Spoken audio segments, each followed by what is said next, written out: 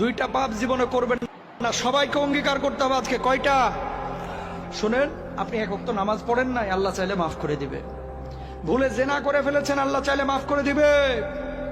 ভুলে একজনকে গালি দিয়ে ফেলেছেন, আল্লাহ চাইলে মাফ করে দিবে।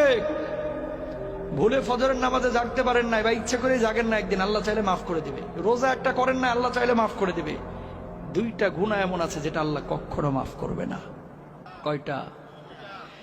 এক নাম্বার হচ্ছে বান্দার হক নষ্ট করা, দুই নাম্বার হচ্ছে শিরিক করা। প্রিয় ভাইরা আমার, কলিজার টুকরারা আমার, খবরদার ভাইয়ের সম্পদ হয়ে ভাইয়ের সম্পদ নষ্ট করেন না, ভাই হয়ে ভাইয়ের সম্পদ নষ্ট করেন না, ভাই হয়ে বোনের সম্পদ মেরে দিয়েন না, আরেকজনের হক নষ্ট করে আরেকজনের জমি দখল করেন না। আল্লাহর কসম করে বলে কিয়ামতের ময়দানে আপনি মাপ পাবেন না।